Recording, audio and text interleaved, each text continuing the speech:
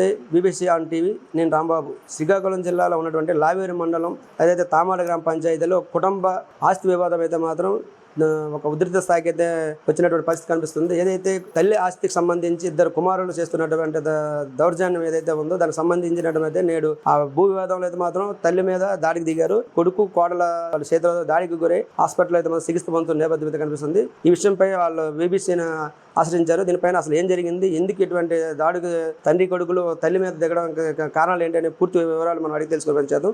చెప్పండి, ఏదైతే ఇక్కడ జరిగినటువంటి ఆస్తి సంబంధించి మీకు ఉన్నటువంటి ఆస్తి అత్త పేరు ఉన్నటువంటి కొడుకుతో పాటు కోడలు, అదేవిధంగా వాళ్ళ అత్తగారు కూడా దాడి చేసి ఈరోజు గాయపరిచిన పరిస్థితి మనం చూస్తాం.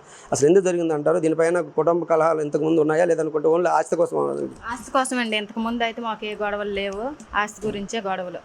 దౌర్జన్యం చేసి గుమ్ములు తీసి పునాదులు కట్టిస్తాను రోజు రేక్ వేయడానికి ఇవన్నీ ప్లాన్ చేశారు. వెళ్ళి తవ్వుతున్నప్పుడు అడిగితే నీకు సంబంధం లేదన్నారు. నేను వచ్చేసాను. వచ్చిన తర్వాత ఆవిడని తీసుకెళ్ళి కంప్లైంట్ ఇప్పించాము. మునకాల రాంబాబు అని అతను నేను ఊర్లో సెటిల్మెంట్ చేస్తాననేసి నేను సాయంత్రం పిలిపిస్తే వెళ్ళారు.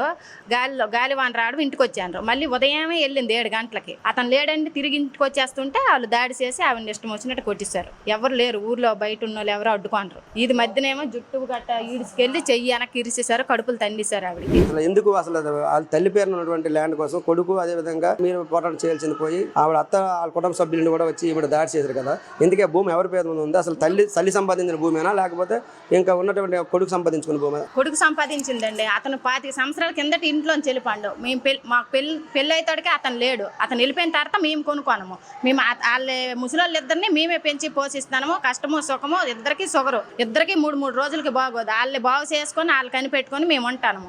వాళ్ళేదో మాకు ఇచ్చేసినట్టుగా వాళ్ళకి కుళ్ళుకొనేమంటే ఆవిడని కొట్టడానికి చేశారు.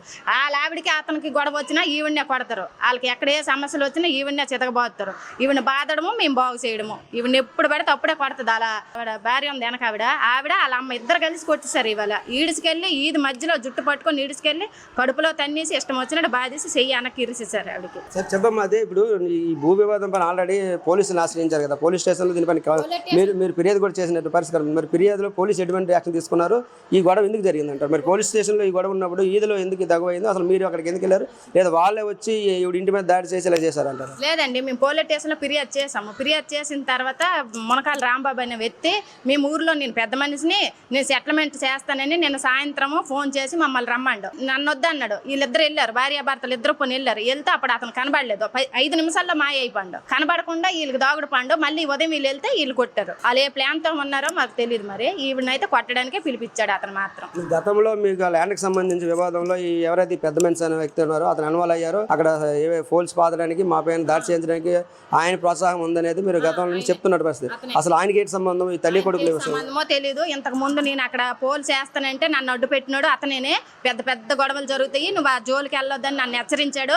మూల కారణము వాళ్ళు లెగనెత్తున్నాడు ఈ మునకాల రాంబాబు. మునకాల రాంబాబుకి ఎటువంటి సంబంధము లేదు. ఈవిడ దాడి చేయడానికి కారణం కూడా అతనే. లేకపోతే ఈవిడ అతని ఇంటికి వెళ్లాల్సిన పని కూడా మాకు లేదు. మేము పోలీస్ స్టేషన్లో కంప్లైంట్ ఇచ్చుకోనము. మా బాధకు మేము ఇచ్చుకోనము. మేము అక్కడ తేల్చుకుంటాము. ఇతను ఇంటికి పిలిపించి పోలీసులకు కూడా చెప్పాడట. ఎస్సీకి వెళ్ళి చెప్పాడట.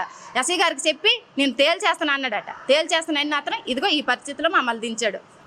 చెప్పమ్మా, అసలు ఎందుకు జరుగుతుంది? నీ కొడుకు పాటు ఎవరెవరు నీ మీద దాడి చేశారంటే బయటికి తెలుస్తుంది. నీకున్న ఏదైతే కొద్దిగా ఆస్తి ఉందో ఆ ఆస్తి ఇంటి స్థలం కోసమే ఈరోజు నీ పైన దాడి జరిగింది అనేది మాత్రం తెలుస్తున్న పరిస్థితి కనిపిస్తుంది. ఎవరు నీ పైన దాడి చేశారు? ఎవరెవరు వచ్చి నిన్ను ఈ విధంగా గాయపరిచారు? ఇక్కడ ఆ బుడ్రామప్పుడు కూతురు రాములమ్మ ఏటవుతారు వాళ్ళు? హలో దీర్ఘత్తి వాళ్ళు. ఏం జరిగిందమ్మా? వాళ్ళు దేంతో దాడి చేశారు? నీకు మమ్మల్ని కుట్టారా? కర్రలతో దాడి చేశారా? అసలు ఎందుకు భూమి నీకు ఎంత భూమి ఉంది అక్కడ? నీకు ఇద్దరు కొడుకులకి అసలు నువ్వు ఇచ్చారనుకున్నావా లేకపోతే ఆ భూమి నీదా లేకపోతే ఎవరి పేరు ఉందా భూమి? ఇంటికి ఆ భూమి చిన్నోడి పేరు ఉన్నది. నువ్వు కొనిచ్చావా లేకపోతే వాళ్ళు కొనుక్కున్నారు? వాళ్ళే కొనుక్కోండి, డబ్బులు ఇస్తే కొన్నాము. దాడి చేస్తున్నాడు మరి ఆ వాట ఇమ్మంతాడు. న్యాయం ఏం చేయాలనుకుంటారు? ఇప్పుడు పోలీస్ స్టేషన్కి వెళ్ళావు, పోలీస్ దగ్గర కంప్లైంట్ పెట్టావు. అక్కడ తేల్చుకోకుండా ఊర్లోకి ఎందుకు వెళ్ళావు? ఈ డబ్బులు ఎందుకు కాయాల్సి వచ్చింది? వాళ్ళు రమ్మండ్రు అనేసి వెళ్ళాను, రాంబాబు రమ్మండ్రు అనేసి వెళ్ళాను. ఎక్కడ తేల్చుకుందామో ఏదో మాట్లాడుతానో రారా మామ అనేసి అన్నాడు. అంతే అక్క నువ్వే వెళ్ళు, మరి నేను వస్తాను వెనక నుంచి నువ్వే వెళ్ళు అనేసి అంతే నేను వెళ్ళాను. తల్లికి ఉన్నటువంటి ఆస్తి అని చెప్పి అయితే మాత్రం కొడుకులు అదేవిధంగా కోడలు తల్లి అయితే మాత్రం తన మీద పూర్తి హక్కు తల్లిగా ఉంది. తల్లి పేరు ఉన్నటువంటి ఆస్తి కాబట్టి మాకు కూడా వాటా కావాలి, వాటా ఇవ్వకపోతే ఒప్పించేది లేదని చెప్పి అడిగినంత వరకు అడిగారు. ఈలోగా అయితే తల్లి భయపడుతూ పోలీసులను ఆశ్రయించింది. ఈ పోలీస్ స్టేషన్లో తగుని తన స్వగ్రామంలో ఉన్నటువంటి ఒక పెద్ద మనిషి అయితే తన ఇంటికి తీసుకొచ్చి నేను సెటిల్ చేస్తానని చెప్పి పిలిపించి ఈ రోజు దాడికి గురైందని అయితే మాత్రం వాళ్ళు ఆరోపిస్తున్నారు. ఏదేమైనప్పుడు కూడా ఈ సంబంధించిన దాడిపైన అయితే మాత్రం వాళ్ళు పూర్తి స్థాయిలో అయితే మాత్రం నిరసన వ్యక్తం చేస్తున్నారు. దీనికి సంబంధించి పోలీస్ స్టేషన్లో కంప్లైంట్ ఉన్నప్పటికి కూడా ఇటువంటి దాడికి వాళ్ళు దిగబడ్డారు కాబట్టి వాళ్ళపైన తక్షణమే చర్యలు తీసుకోవాలనేది వారు కోరుతున్నారు. ఇది ఇక్కడ ఉన్న తాజా పరిస్థితి. కెమెరామెన్ జిజేసి రెడ్డితో రాంబాబు, VBC శ్రీకాకుళం.